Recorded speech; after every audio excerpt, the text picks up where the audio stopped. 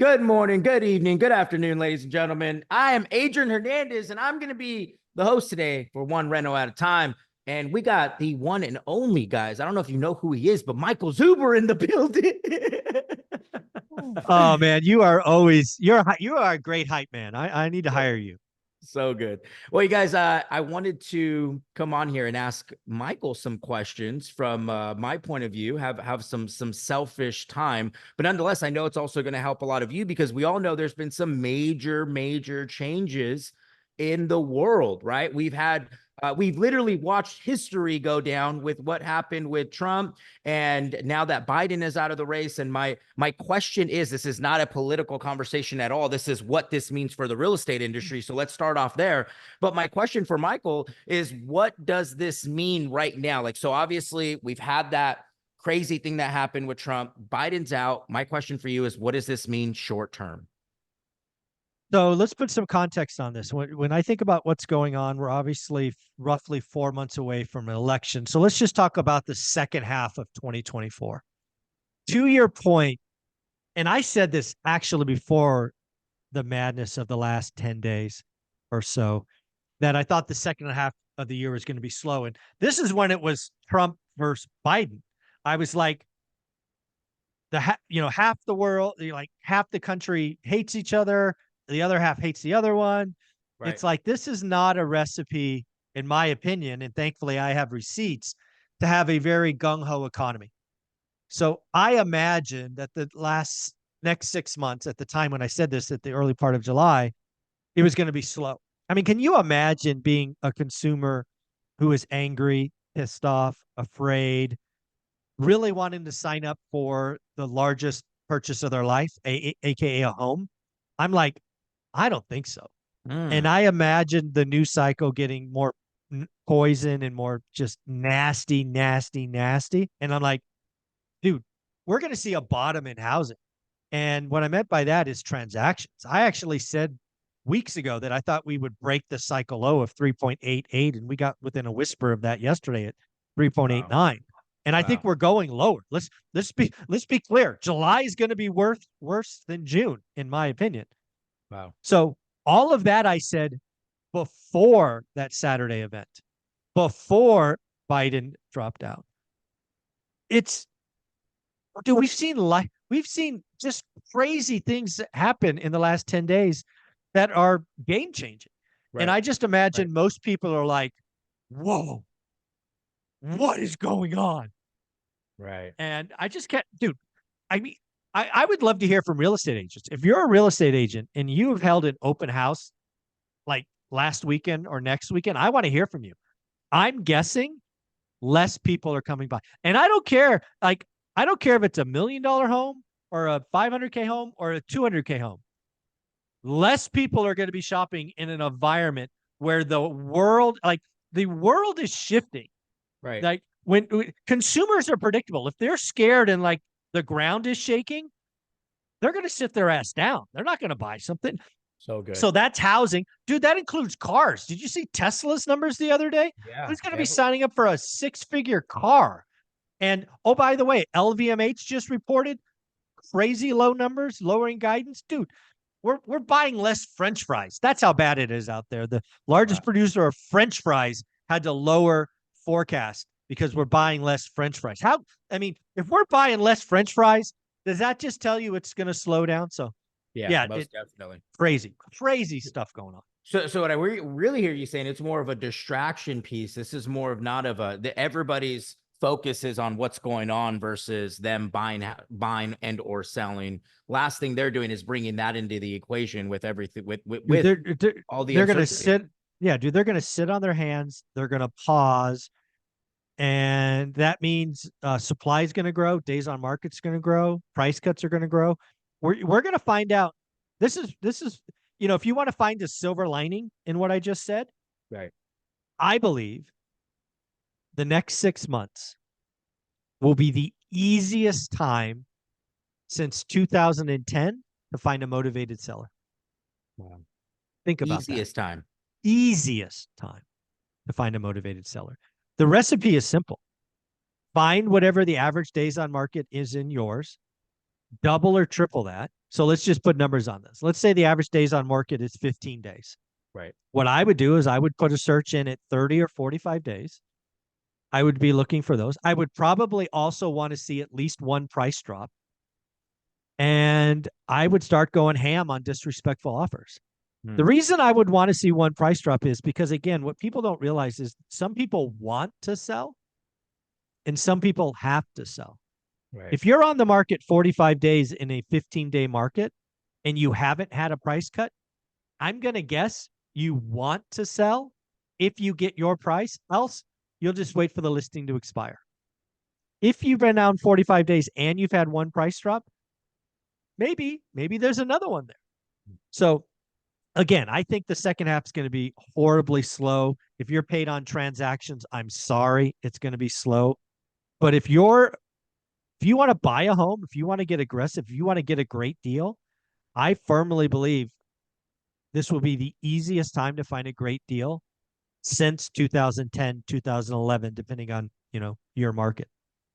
So good. So good. And do you think they will interest rates, right? Let's just say obviously you and I have spoken, but let's take for somebody who's in the crowd that goes super good. Does this mean that they're going to lower interest rates? They talked about a hike all year, or I'm sorry, they talked about a decrease all year. They talked about some sort of drop all year. Could we see it? Is it possible? Is it?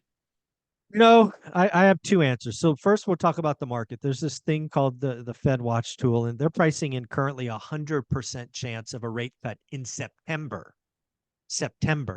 Okay. with another one likely in December. I still am of the belief that they're not going to cut in September, but they'll cut in November. So I am calling for a 50 basis point cut in November post-election. So yes, I believe a cut is coming in November. Let's be clear. I think there's a really good chance that there's no cut all year. I guess I hope we don't have a September cut, because if we have a September cut, that means the wheels have come off the economy. Right. Well, and so that was my next question for you, because I think most people don't understand that, right? They're hoping for a cut, not really knowing what a cut does. So if you can explain that. Yeah. So again, if you go back and look at history, history says that after the Fed has had their first cut, a lot of bad things happen, right? You can go back and look at the charts, look at the rate cuts, and the stock market falls. Why? Because they start pricing in a recession.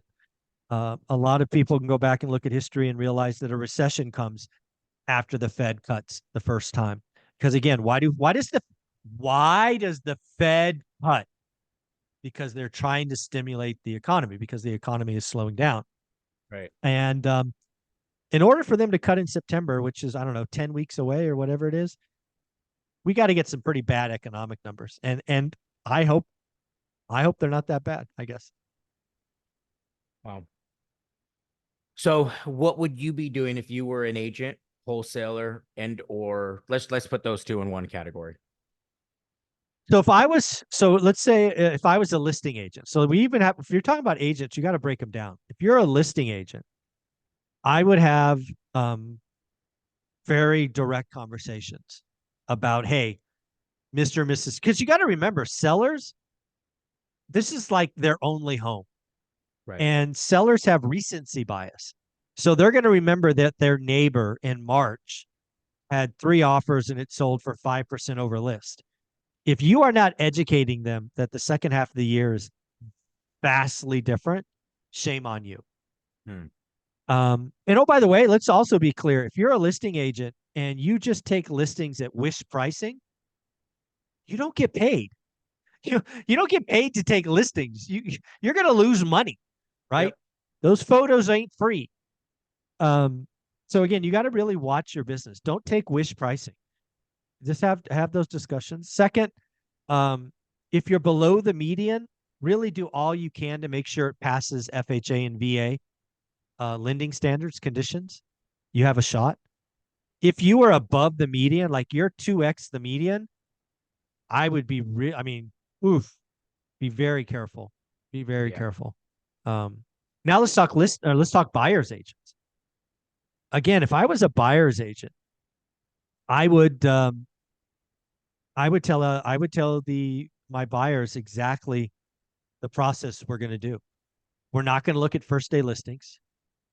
We're going to write a lot of offers. I'm going to be with you every step of the way. Let's set up a template. So all I have to do is change the address and the price, and we can just pump these babies out. Because what I would tell a buyer is, I'm willing to work with you. I'm willing to write 20, 30, 40 offers, but we just got to make this template clean so that I can do it in 5 minutes or less. And then let's get a buy box and let's just start hammering 45 days or higher. And this goes for investors or buyers, like homeowners, FHA buyers. This is going to be the easiest time for you to get a deal. You don't have to pay list price. You can ask for closing costs. You can get this. You can get that. In a market where most consumers are sitting on the hand because they're scared or pissed off or confused, it's the people that take action that can create great deals. It's happening. Yep. It's as you're talking about this, I messaged Andrea and I go, hey, what's the current market? Like, send me the most recent numbers. So as of today, market time, this is all of Orange County, 66 days on market on average right now. Wow. 2 weeks ago, it was 56. Oof. I am right again. It is slowing down like a freaking freight train hit a wall. That's 10 days in 2 weeks. That's nuts. That's 10 days in 2 weeks. Ladies and gentlemen, as he's saying this, I'm like, let's just see Orange County numbers real fast, right? It's here. We hit a wall. Dude, demand is gone. Wow. Yeah. But again, scary headline. Right. Probably scares most people. Hey, silver lining. Right. Right. Disrespectful offers. And let's give you one more tidbit. I said this on another episode, but I want to say it again here. I believe in the next 6 months, it will never be easier to get a seller financing deal. So good. That's what I'm focused on. There you go. I'm going to go get 3 of them in Dana. There you go. Exactly. Dude, again, you can get seller this is what I would do if I was a buyer. I would go look at all the listings 30 days or more, 40, whatever it is in your market. I would go research their liabilities, their debt, the mortgage, figure out who's free and clear or nearly free and clear. And I would write 2 offers. I'm giving you guys the gold. I would write a cash price and a seller financing price. And I would have that discussion. Give them both offers. Let me know when this posts because I'm going to send it to our agents. Awesome. I will have it posted 5 p.m. tonight. How about that? So good. So good. Ladies and gentlemen, pay attention to this market. As Zuber's saying, we're in some interesting times right now. However, if you've been watching this channel for a while, this is no shock to you. You've been prepared. If you are just now tuning into this channel, it's time to get prepared because the best time to start is today, right? The best time to start is today. So any final words, Zuber, with what's going on, anything to leave? I want to close with this. I believe the seller's market is over. I believe we've been in roughly a seller's market for a decade. It's now dead and gone. It is now a buyer's market. When you see a market like Orange County go from 56 to 66 days in 2 weeks, that is telling you something. Yep. That's telling you it's a buyer's market. And a buyer's market does not mean housing crash. I want to be clear. Buyer's market does not mean housing crash. It means longer listings. It means expired listings. It means sellers pull it off. It means stale listings. It also means great deals are easier to get. And in this case, I believe seller financing, it will never be easier. The next 6 months, seller financing, time to go ham. So it's a buyer's market. Time to do the work. This is the market I remember. I got into it when it was heavy buyer's market, 2012, 13. Right. Do you think it would be I mean, obviously we don't know how long that duration is, but what will you compare it to year wise? To me, this is like 2004 2014, 15, Okay. right? And why that? It's because 2010, 11, 12 was very much REO and short sale inventory. Right. By the time 2014 had come around, most of that stuff was gone, right? There was a time in my MLS where active listings were 60 or 70% distressed. That's not today. That's Right. not today. Right. So it's Right. like 14, 15, I think. I love that. 14, 15 was a good time. That's what I was heavy expireds. Heavy expireds. Oh, yeah, exactly. Dude, there's two kids in, I call them kids because they're in their 20s. I mean, no disrespect. Spencer and Jack, they both found expired listings. They both found sellers who own free and clear, and they're trying to do seller financing deals right now. I'm trying to help them. It's it's not that hard. You just got to do the work, right? So Do the work, network, tell people what you're looking for, follow up on expireds. Work like if I was a buyer's agent with all this freaking NAR nonsense going on, I would just create a SLA, service level agreement with my buyers. I would set up templates. I would go, let's get this thing rocking and rolling. We're going to write offers 10, 15, 20% below. I'm with you. I won't complain. Let's go. let's go. And I would say something just, hearing what Zuber's saying, flippers, you guys do not comp off of tomorrow. Do not comp off of tomorrow. Please comp off of like a year ago. Like go back, take whatever price you were coming in at and chop it by 20%. Yeah. Dude, again, it's going to be a great time to buy. Right. It's going to be a shitty time to sell. Right. So you Let's better have just, a great product. You better have a great price. dude, again, something I would do is, frankly, I got to be honest, I wouldn't flip in this environment. I would hotel. Yeah. I would go find an ugly dunkling. I would put less than $5,000 into it, get a dumpster, clean, blah, blah, blah. And I would get that thing listed ASAP. That's what I would do. So good. So good. I hope you guys are paying attention. Michael Zuber, you are a blessing to the real estate community. You guys, if you haven't done so already, I don't know what's wrong with you, but smash that subscribe button, hit the like button so we can boost this video up. And Zuber, we appreciate your knowledge. We appreciate you guys. You guys, let's go take action. Let's go. Let's go. Thanks, buddy.